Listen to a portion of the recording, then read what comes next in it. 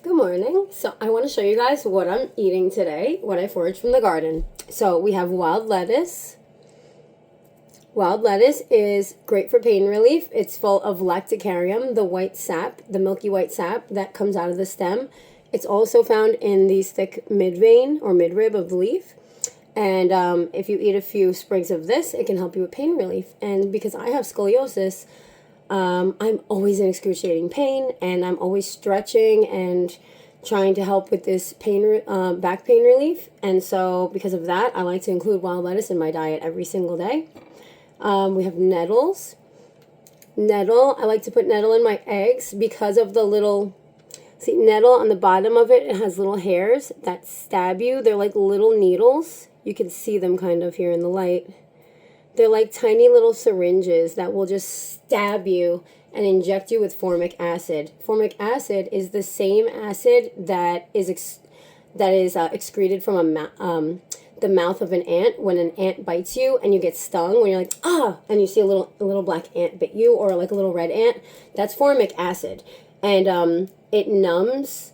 It's kind of like it's like a numbing agent. So like, here's an example. Birds, naturally out in the wild, birds, when they're really sick, they will go and disturb like an anthill and get the ants to attack. And they just sit there on top of the anthill like going crazy, flapping their wings, going nuts, pissing off the ants so that the ants will attack them. They get all bit, and all that formic acid, it gets a reaction started in their body that helps with the immune system fighting, and it actually helps the immune system get more active so that it can fight off the illness, and then the bird actually gets over its illness. So instead of reaching for Tylenol or some birdie doctor, can you give me a prescription? No, the bird's like, I'm gonna go piss off these ants and get my holistic medicine on right now, right? And that's what the bird does. So this is another way to put formic acid. Now again, with my pain relief, I'll actually take this and rub it right on my back. I just stabbed myself. Ow. It stings, but I'm not even going to say that. So usually it only lasts about 30 minutes, but sometimes, especially I found when you sting your own hands, sometimes it lasts hours, especially the fingers. If you stab your fingers on accident with these little hairs, it might be painful and not painful, but it's just annoying. And it's like a weird itch that kind of, it's like, what the heck? And you're like, oh yeah, I stung myself this morning. That's what it was. Like hours later, So wear gloves, or I like to grab a leaf and pick up my nettles with a leaf, like a little leaf sandwich kind of thing. So my next thing is marshmallow leaves. These are amazing for digestive system, digestive health. They're very full of mucilage. They're mucilaginous, so they're slippery and slimy. I actually make facial soap out of this. I have a handful of messed up leaves that I don't want to eat, and I'm actually going to chop them up, put them in water, in distilled water, and I'm going to make a little marshmallow leaf tea, which I actually use as a face wash. Marshmallow leaf, the mucilage in there, it coats the inside of the mucous membrane. So when you eat marshmallow leaf, it starts immediately coating, soothing, and protecting and healing the inside of the mouth, the throat, esophagus, all the way down to, it goes through the stomach. That's all acidic. But once it gets out of the stomach, I have tape on my camera lens. I pull it off when I make videos, but I don't like having the camera just able to record what I'm doing 24/7. So I put electrical tape over it, and it was falling down. So anyway, back to the story. Marshmallow leaf, it actually coats and helps the digestive tract as well.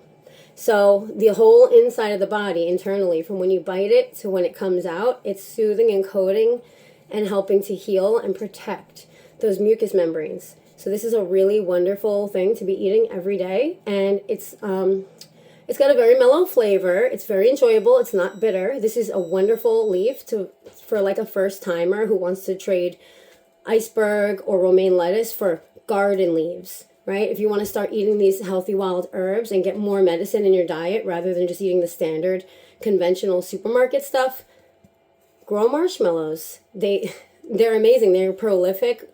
leaf and flowering. You know, like there's so many leaves, so many flowers, so you're always going to have food for eating lettuce every day. The next one is violet. Oh, wild violet. I would definitely recommend, if you find wild violets, to transplant and bring them home and grow them yourself, because they are bulbs or tubers. They're tubers. And so they spread, right? Well, rhizomes, whatever. So they spread by rhizome, and so they really multiply every year. So if you put them in a pot, the next year you'll have a whole bunch of plants in that pot. Then you can separate it and then spread them around the garden. Or you just put in your garden, you know, it'll grow. You know, they multiply.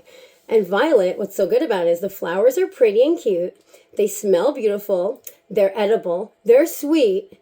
And violet is anti-cancer. Yes. Look it up. There are studies proving this. Violet extract can help prevent and heal cancer. So why not eat violet leaf every day? Because I do. Violet leaf. Then we have some Canadian clearweed. It's just a native wild weed. Oh, maybe it's naturalized because it's called Canadian, so it probably came from Canada, but now it's native. You know, it's naturalized here. So this is it's in the nettle family. It's not really that great. It's okay. It's good for digestive concerns and like skin irritation. It's called clearweed because it's clear. It's pretty much translucent. It's hard to see here, but outside, if I had the full long stem, it's basically translucent. You can basically see through it almost. It's got a lot of liquid sap. It's got a lot of juice inside the stem. And natives, like Native Americans, were known to actually squeeze the sap and put it on like a rash. You know, they would just smush the plant up and rub it. If they had a rash or an irritation on their skin, they would use it for that. So now we have lamb's quarters. I always talk about lamb's quarters. This is like one of my number one, besides dandelion, my favorite wild weed. Lamb's quarters or goosefoot, because the shape looks kind of like a goose's foot shape. Okay, lamb's quarters is known to have so many minerals. When you look at it, at the very top leaves, they're actually like powder. It's coated with a powder of minerals, a mineral coating, a powder coating. You can actually brush it off right on your finger and lick it, and it tastes like a little bit like magnesium, kind of salty, but not exactly salt. That's the minerals. And last but not least, we have chickweed. You know, chickweed is full of a lot of vitamins and minerals. A, C, E, K, magnesium. It has so much in it. Same thing with lamb's quarters. I didn't mention them, but yeah. Daisy fleabane, right?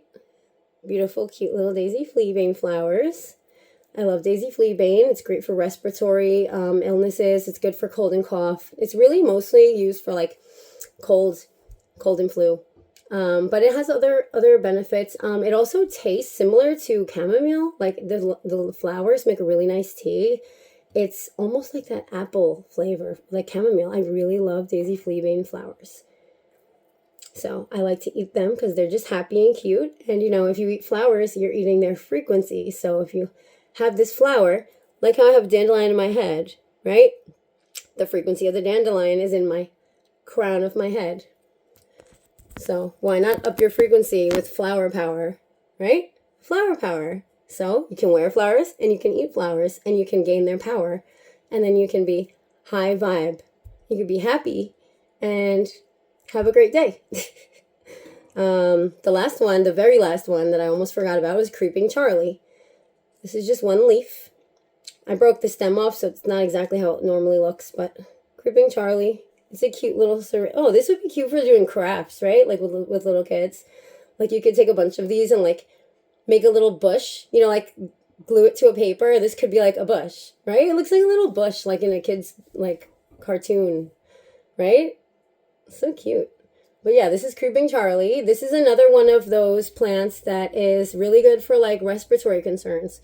I just eat it every day because it's just very medicinal and very nutritious. You know, all these wild greens are highly nutritious. This plate of random wild weeds is like, I would say 10 to 20 times more nutritious than anything you can buy in the supermarket. Straight up. And that's the truth. So I hope I taught somebody something new about these plants, and maybe you might try to eat some of these yourself. And if you do, please comment below and let me know what you thought.